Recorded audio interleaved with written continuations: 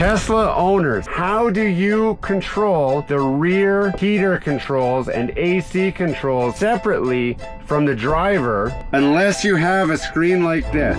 Because I can't figure it out, so I just installed the rear screen. It's so much easier. For those of you new to the channel, I'm Anton, a power engineer, industrial mechanic, and a Red Seal electrician. We cover all kinds of products and topics in an approachable way for the average everyday person.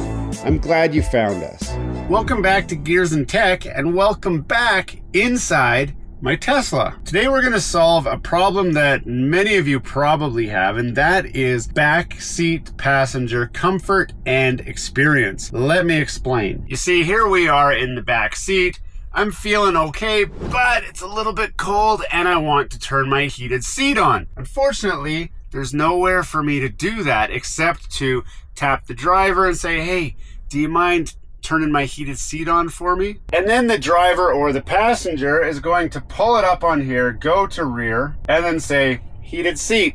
There you go, buddy. And then they're happy. But what if there was a better way? Well, today we're gonna show you that better way, but it does so much more. So we're gonna install a rear screen kit from Test Studio. Now, first off, we need to open it up and see what's inside here because, as you can see, it's still fully sealed because I haven't even checked yet. So let's do a quick unboxing. Now inside we're going to find a user manual with some instructions on how to use this thing, but we're going to explore it once we do this install in a lot finer detail. We've also got a trim popper tool, which is going to be handy. We've also got this, which is a bag of goodies, and depending on the model you have will depend on exactly which harness cable that you get. In our case, I'm expecting to have the blue OBD port in the back, so this should just plug right into that. We'll explore that when we get to the actual install in a moment. We do have this jumper connector, which on the newer vehicles, they say you need this. It's got a USB-C to USB-A adapter, which normally you're not going to use, but if you were going to do updates and or play media on the device, this is going to be useful for that. And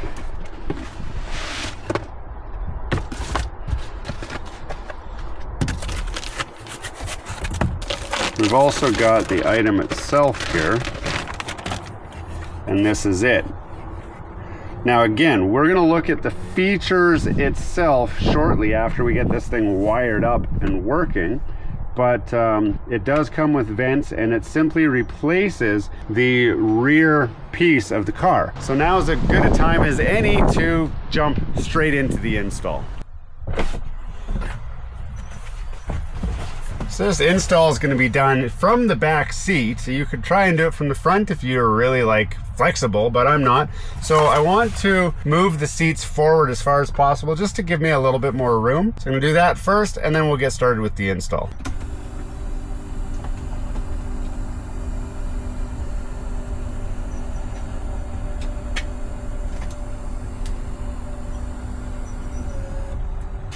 Now you guys can see we've got way more space here to get to this center console area here.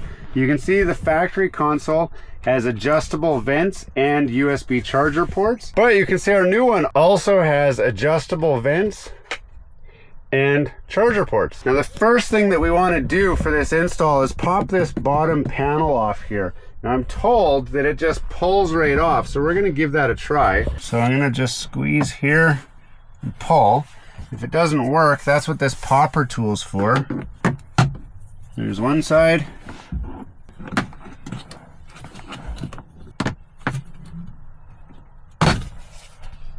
And there's the other side. Now, a lot of people undo these screws here to pop this panel off. I'm gonna see if we can do this without popping that off, because I want this to be a tool-free install. So what I'm gonna do now is try and pop this vent off, and this should just pull just like that, and it does. So that's perfect.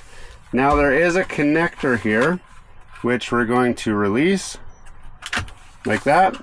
That is the center dash totally gone.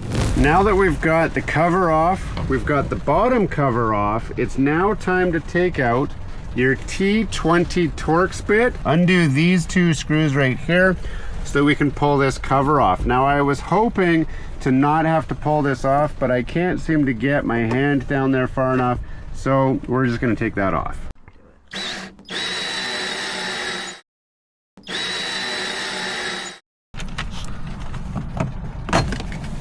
And that just pulls out of the way just like that, giving us full access here. Now this is a great time to undo our connector here. If yours has a red tab like this, you're just gonna slide that over that way and then push down where it was, which allows us to disconnect this connector.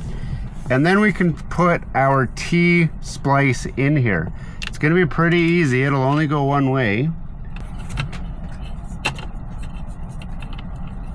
Like that. Just pop this off of there just to make this work a little bit more in our favor. There we go. And that plugs in like that. And then these extra wires can get shoved back wherever you've got space. Now we've got this cord like this. I'm gonna just hold this up here like that so that I can put this cover back on. And you saw that just slides in like that. And we can put these screws back in. And we can even put this bottom cover back in.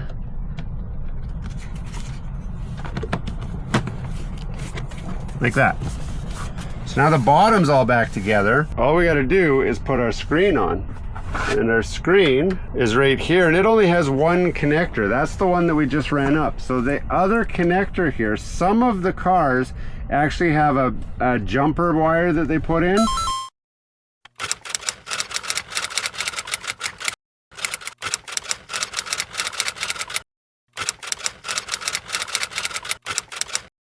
So this is our screen here, and we're just gonna go like this. Because the car's on, it might power up as soon as I plug it in.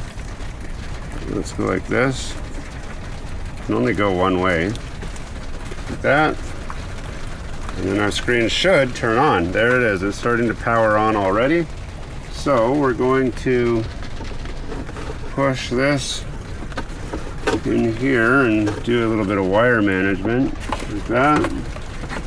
And our screen should just plug right in here.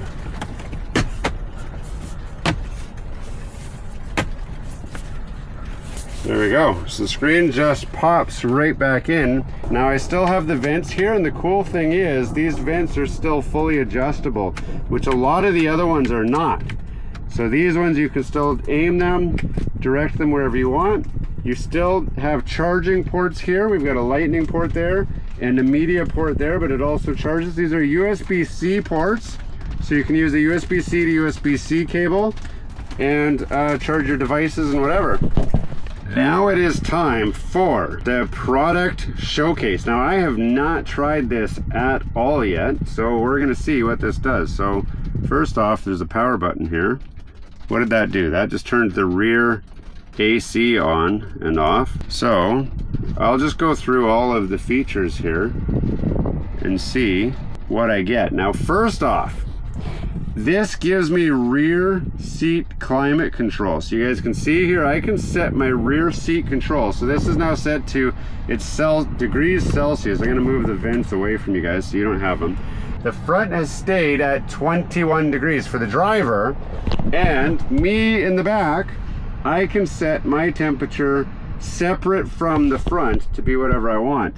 I believe this to be an upgrade feature now, because try as I might, I never figured out how to adjust the rear temperature separately up there. Now, Tesla people who have a Tesla, if you can do this on your Tesla, post in the comments how you do that without a screen like this. So we can adjust that there. We've got a fan setting, and I can adjust it. It looks like I can adjust it up and down. It gives me a little graphic here to say, okay, there's slower speed, yeah, faster, faster, and even faster. So I'm going to turn the speed down a little bit there, just to keep that going. Next up is the heated seat control. So I can actually turn on and off the heated seats here from the back here. And I can turn varying settings for them as well, just like that. And I can turn all, oh here, I can turn, if they're all on, I can push this all close button and turns them all off. The other cool thing, I'm sitting in the back, I don't have a lot of leg room here. I can push this button on this screen here and the seat moves forward. You can see the seat moving forward there. I'm gonna just try and get it in frame here. You can see it moving forward, and I can even tilt it forward like that or tilt it back. So this is the same screen as the rear heated seat. You got forward, backward, tilt up, tilt back, and it gives you a little animation. That is pretty cool. I've got this button here which pulls up all kinds of settings. So I can go into the settings here. I can change the style, the time. I'm going to change it to the right time zone here. So I don't know if it matters. We can change the style from white or black. I'm going to switch it to black just because most people tend to like the black screen setting. Oh yeah. So there we are on the dark mode setting. There's also APK Pure. That allows you to install all kinds of different apps. You've got a Play Store. You can connect Bluetooth. You can also do music, video, and auto link. The cool thing here is you can actually connect this to Wi-Fi and play YouTube videos. So you can watch your favorite YouTuber in the car as long as you're connected to Wi-Fi. With APK Pure, you can install all kinds of different apps and games and whatever, and this will even connect to Bluetooth controllers so you can play games back here, or your kids can play games back here, which is really cool. We've also got options to control the music. It does control the music up there. I can't play the music for you guys, but I can adjust the volume up and down there using the volume control here, and I can hit the power button, which shuts it off. Now I don't know how to turn it back on. So there you go. If it's annoying, you just tap that and then it shuts off. So that's more or less the features at a glance.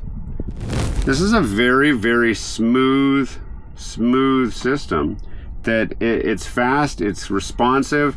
Everything you need is on the screen right here. I can turn the rear climate control off, I guess, and on with this, which is good. And so there's a cool little feature here. You can click maintain, and it will keep the heat set or the coolness set until your battery dies, or to keep the climate control enabled. This is easy for, you know, your pets or whatever. And we can turn that off. So all of the functions that you need are all available on this screen.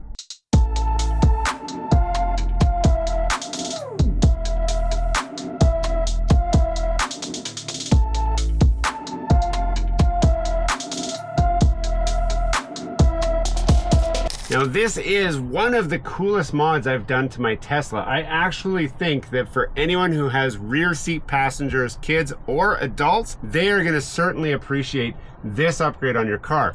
If you want one of these devices, I will put a link in the description where I got the one that I'm showing you guys today. There are other ones out there as well. You can feel free to shop around, but this is the one that had the right balance of price, performance, and just seemed to do what I was looking for. Let me know in the comments what you think of this thing. If there's any other mods that you want to see me do to this car, feel free to let me know. Also, if you're thinking about getting a Tesla, I do have a discount code in the description, which will give you a little bit of money off of the price of your Tesla, and it gives me a little bit of a credit, which I can use to unlock super fast acceleration mode, which is what I want to show you guys once we get that unlocked. Hey, thanks for watching all the way to the end of this video. We hope you enjoy the content in this video, and we'd love to have you come back. Consider subscribing to the channel if you haven't already.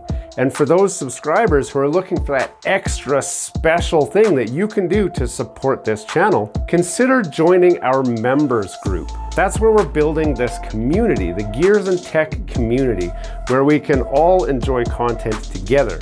You'll get special perks, which we'd love for you to check out by clicking the link down below. For those of you who are just happy to watch the video, that's okay too. You can check out some of our other content right over here, where we've got some previous videos that have already been uploaded and enjoyed by many of our viewers already. We do hope to see you again. This has been Gears and Tech. Have a great day.